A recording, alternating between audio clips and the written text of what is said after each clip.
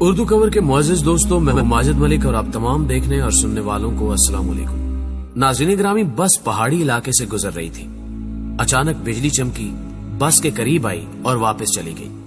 بس آگے بڑھتی رہی، آدھ گھنٹے بعد بجلی دوبارہ آئی، بس کے پچھلے حصے کی طرف لپکی لیکن واپس چلی گئی۔ بس آگے بڑھتی رہی، بجلی ایک بار پھر آئی اور وہ اس بار دائیں سائیڈ پر حملہ آور ہوئی لیکن تیسری بار بھی واپس لوٹ گئی۔ ڈرائیور سمجھدار تھا، اس نے گاڑی روکی اور اونچی آواز میں بولا، بھائیو بس میں کوئی گناہگار سوار ہے، یہ بجلی اسے تلاش کر رہی ہے، ہم نے اگر اسے نہ اتارا تو ہم سب مارے جائیں گے۔ بس میں سراسیمگی پھیل گئی اور تمام مسافر ایک دوسرے کو شک کی نظروں سے دیکھنے لگے۔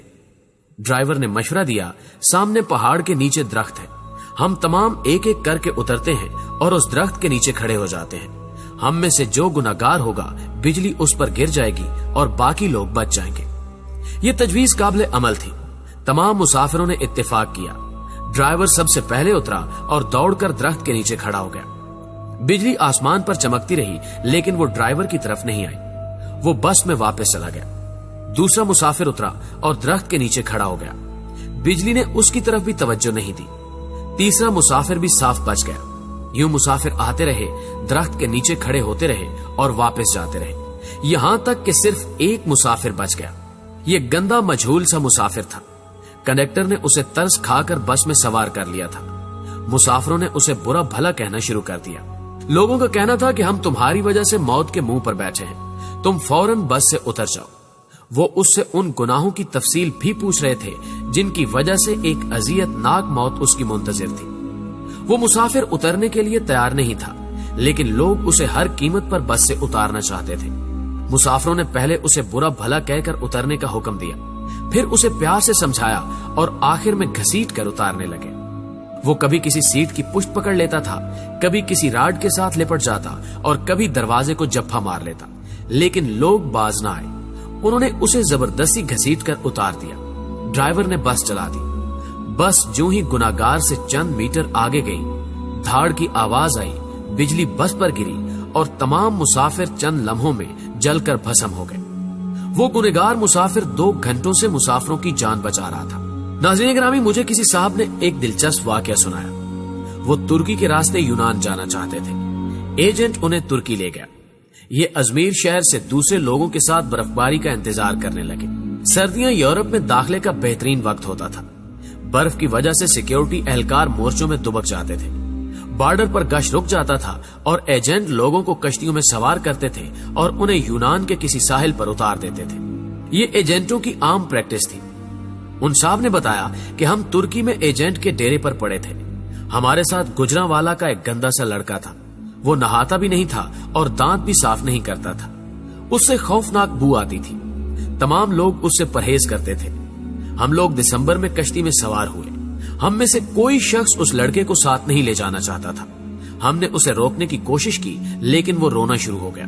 ایجنٹ کے پاس وقت کم تھا، چنانچہ اس نے اسے ٹھڈا مار کر کشتی میں پھینک دیا۔ کشتی جب یونان کی حدود میں داخل ہوئی تو کوسٹ گارڈ ایکٹیو تھے۔ یونان کو شاید ہماری کشتی کی مخبری ہو گئی تھی۔ ایجنٹ نے مختلف راستوں سے یونان میں داخل ہونے کی کوشش کی مگر ہر راستے پر کوسٹ گارڈ تھے۔ اس دوران اس لڑکے کی طبیعت خراب ہو گئی، وہ الٹیاں کرنے لگا۔ ہم نے ایجنٹ سے احتجاج شروع کر دیا۔ ایجنٹ ٹینشن میں تھا، اسے غصہ آ گیا، اس نے 2 لڑکوں کی مدد لی اور اسے اٹھا کر یخ پانی میں پھینک دیا۔ وہ بیچارہ ڈبکیاں کھانے لگا۔ ہم آگے نکل گئے۔ ہم ابھی آدھ کلومیٹر آگے گئے تھے کہ ہم پر فائرنگ شروع ہو گئی۔ ایجنٹ نے کشتی موڑنے کی کوشش کی، کشتی اپنا توازن برقرار نہ رکھ سکی اور وہ پانی میں الٹ گئی۔ ہم سب پانی میں ڈبکیاں کھانے لگے۔ میں نے خود کو سردی، پانی اور خوف کے حوالے کر دیا۔ میری آنکھ کھلی تو میں اسپتال میں تھا۔ مجھے عملے نے بتایا کہ کشتی میں سوار تمام لوگ مر چکے ہیں، صرف 2 لوگ بچے ہیں۔ میں نے دوسرے شخص کے بارے میں پوچھا، ڈاکٹر نے میرے بیڈ کا پردہ ہٹا دیا۔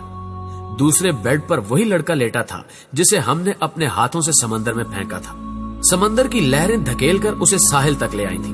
مجھے کوسٹ گارڈ نے بچا لیا تھا، جبکہ باقی لوگ گولیوں کا نشانہ بن گئے یا پھر سردی سے ٹھٹر کر مر چکے تھے۔ میں 15 دن اسپتال میں رہا۔ میں اس دوران یہ سوچتا رہا کہ میں کیوں بچ گیا، مجھے کوئی جواب نہیں سوچتا تھا۔ میں جب اسپتال سے ڈسچارج ہو رہا تھا، مجھے اس وقت یاد آیا کہ میں نے اس لڑکے کو لائف جیکٹ پہنائی تھی۔ ایجنٹ جب اسے پانی میں پھینکنے کے لیے آ رہا تھا تو میں نے فوراً باغ سے جیکٹ نکال کر اسے پہنا دی تھی۔ یہ وہ نیکی تھی جس نے مجھے بچا لیا۔ مجھے جو ہی یہ نیکی یاد آئی، مجھے 6 ماہ کا وہ سارا زمانہ یاد آ گیا جو ہم نے اس لڑکے کے ساتھ گزارا تھا۔ ہم نہ صرف ترکی میں اس کی وجہ سے بچتے رہے تھے، بلکہ وہ جب تک ہماری کشتی میں موجود رہا ہم کوسٹ گارڈ سے بھی محفوظ رہے، یخ پانی سے بھی اور موت سے بھی محفوظ رہے۔ ہم نے جو ہی اسے کشتی سے دھکا دیا، موت نے ہم پر اٹیک کر دیا۔ میں نے پولیس سے درخواست کی کہ میں اپنے ساتھی سے ملنا چاہتا ہوں۔ پولیس اہلکاروں نے بتایا کہ وہ پولیس وین میں تمہارا انتظار کر رہا ہے۔ میں گاڑی میں سوار ہوا اور جاتے ہی اسے گلے لگا لیا۔ مجھے اس وقت اس کے جسم سے کسی قسم کی بو نہیں آ رہی تھی۔ مجھے معلوم ہوا کہ میرے ساتھیوں کو اس کے جسم سے اپنی موت کی بو آتی تھی۔ یہ ان لوگوں کی موت تھی جو انہیں اس سے الگ کرنا چاہتی تھی، اور جو ہی الگ ہوئے سب کے سب موت کی آغوش میں چلے گئے۔ ناظرین گرامی، میرے ایک بزرگ دوست جوانی میں ارب پتی تھے، لیکن ان کی زندگی کا آخری حصہ اسرت میں گزرا۔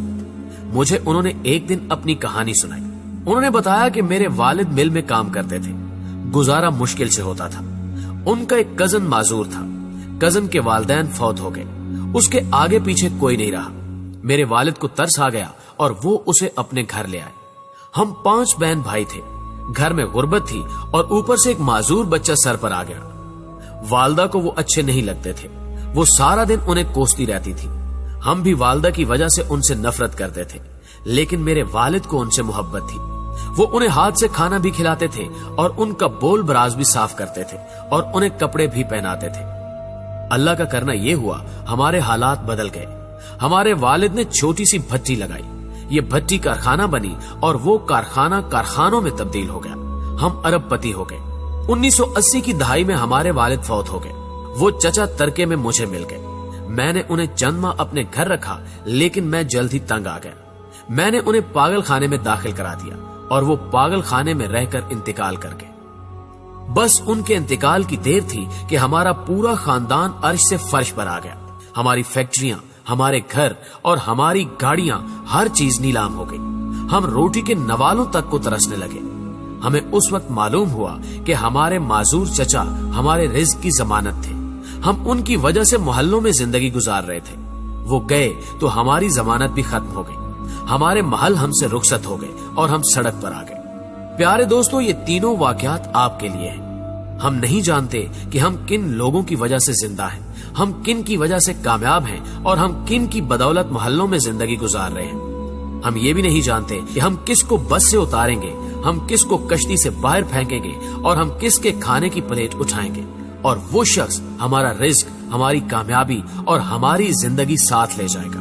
ہم ہرگز نہیں جانتے، لہٰذا ہم جب تک اس شخص کو پہچان نہیں لیتے، ہمیں اس وقت تک کسی کو بس، کشتی اور گھر سے نکالنے کا رسک نہیں لینا چاہیے، کیونکہ ہو سکتا ہے ہمارے پاس جو کچھ ہو وہ سب کچھ اس شخص کا ہو، اور اگر وہ چلا گیا تو سب کچھ چلا جائے، ہم نہ رہیں، مٹی کا ڈھیر بن جائے۔